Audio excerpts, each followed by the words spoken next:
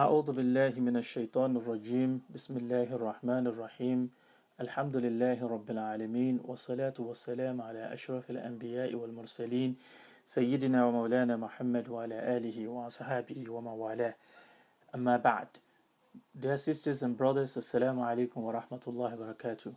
Alhamdulillah, this is a Ramadan talk episode number 13. Inshallah, in this episode, as promised, I will be discussing the part 2 of our discussion on modesty, al-haya in Islam. May Allah give us tawfiq. Let me start by reflecting further on the following statements of Allah subhanahu wa ta'ala. One from Surah Al-Mu'minun, chapter 23, verses 1 to 4, and the other from Surah Al-Furqan, chapter 25, verse 63. بعد أعوذ بالله من الشيطان الرجيم بسم الله الرحمن الرحيم قد أفلح المؤمنون الذين هم في صلاتهم خاشعون والذين هم عن اللغو معرضون والذين هم للزكاة فاعلون صدق الله العظيم. Allah subhanahu wa ta'ala says, successful indeed are the believers who are humble in their prayers, who keep aloof from whatever is vain, and who are givers of zakat and charity.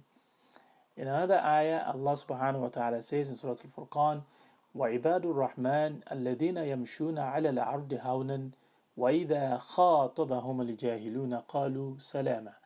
And the servants of the beneficent Allah, Ar-Rahman, are those who walk on the earth in humbleness, in humility, and when the ignorant ones address them, they say, peace. These two verses are just some of the many verses in the Quran to support the idea, the virtue of modesty and haya in Islam, which includes avoiding vanity in speech and actions, humble appearance and disposition on the planet of Allah subhanahu wa ta'ala. Being modest is to avoid obscenity in words and in deeds, because these are attributes of the people of hell. Our Rasul ﷺ says, Al-haya'u khayrun kullu. Al-haya'u khayrun kullu. Modesty is all good. And to further testify to this, our Rasul ﷺ made it even a lot clearer when he says, Al-haya'u min al-iman. Al-haya'u min al-iman. Wal-imanu fil jannah. Wal-bada'u min al-jafa'i. وَالْجَفَاءُ فِي النَّارِ. Rasul ﷺ says modesty is part of Iman, is part of faith, and faith leads to paradise. So if you have modesty, you have faith. If you have faith, you go to paradise. And in the second part of the hadith, it says وَالْبَذَاءُ مِنَ الْجَفَاءِ. Obscenity is part of indecency. وَالْجَفَاءُ فِي النَّارِ. And indecency will lead to fire. Imam Ahmad reported this with a Sahih chain. So basically what we are saying here is all acts, that leads to decency is regarded as an act of modesty.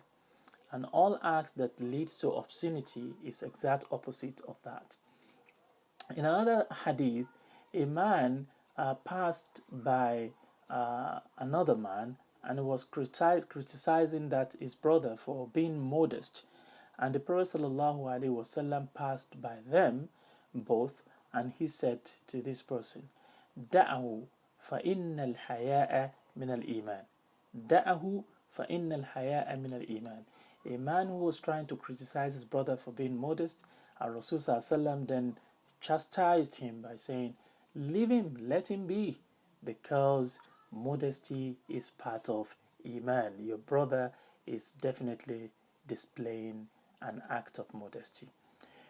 Following the encounter of Umar in our previous episode, with a woman who was challenging Umar on the issue of fixing dowry, modesty did not stop this woman from challenging Sayyidina Umar, obviously, and Sayyidina Umar also did not allow modesty to prevent him from accepting and apologizing publicly when he said, kullu nasi afqahu minka ya Umar. He said to himself, so kullu nas afqahu minka ya Umar.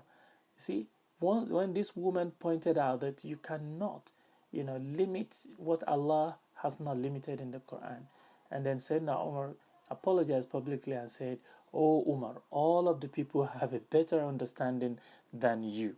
So basically, even though Sayyidina Umar was modest in being able to accept the truth and being able to publicly apologize. In another instance, while Umar was given khutbah, he was wearing two pieces of garments because he was a very tall and very tough and heavy man. So he needed two pieces of garments to contain him. So while he was delivering khutbah, he was accosted by a man who felt that Umar should not have two garments while everybody else had one. And then this man said, "فلا سمع ولا طاعة يا عمر." ولا سمع ولا طاعة يا عمر. He's saying there is no listening and there is no obedience to you today, Omar. عليك ثوبان وعلينا ثوب واحد. You have two pieces of garments and we have one each. فنادى عمر بأعلى صوته. Then Omar, on top of his voice, then called out to his son, يا عبد الله بن عمر. Oh Abdullah, the son of Omar, come here. And then Abdullah, responded to the call of his father, and his father asked him, can you bear witness that this second piece of garment that I'm wearing belongs to you, and that you have given it to me? That is why I'm able to have two pieces. And then he said, Bala wallahi, I swear by Allah, that is my own piece of garment that you are wearing. And after that, upon hearing this same man that was accusing Umar came back and said, الآن نسمع ونطيع يا عمر. الآن نسمع ونطيعك يا عمر. So now we are going to listen and we are going to obey you, Umar, because now we know that you are not, you are not cheating us in any way. So basically, we're talking of, modesty here. People of modesty that are now in a position where they want to speak the truth, they want to challenge what they perceive to be wrong, and their modesty has not stopped them from doing so. Finally, let's look at the example of Ibn Mas'ud. Ibn Mas'ud radiallahu anhu, said, استحيوا من الله حق الحياء فاحفظوا الرأس وما وعى والبطن وما حوى واذكروا الموت والبلاء. So he was basically giving a lecture on modesty, and he said, show modesty before Allah as is his due. Okay, استحيوا من الله حق الحياء. Show modesty before Allah as is due to him. Okay, فاحفظوا الرأس وما وعى. Preserve the head and what it contains. Preserve the head and what it contains. وَالْبَطَنَ وَمَا حَوَى. And the stomach and what it contains. وَاذْكُرُوا الْمَوْتَ وَالْبَلَى. And remember death and the trials. And when he said all of this, the Prophet ﷺ statements just supported that. فَاللَّهُ أَحَقُّ أَنْ يُسْتَحْيَى مِنْهُ مِنَ النَّاسِ. فَاللَّهُ أَحَقُّ أَنْ يُسْتَحْيَى مِنْهُ مِنَ النَّاسِ. Allah is more deserving of being shown modesty than others. This is related by Al-Bukhari. So we learn from all of these, brothers and sisters in Islam, that we need to be modest. Being modest with the creature is to relate with them with good decorum and observe their rights. Being modest with the Creator is to obey Him and show gratitude for His blessings. Being aware that He sees us all the time, even if we do not see Him.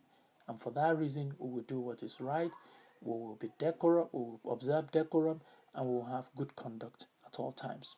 May Allah subhanahu wa ta'ala give us tawfiq. أقول قولي هذا وأستغفر الله لي ولكم والسلام عليكم ورحمة الله وبركاته.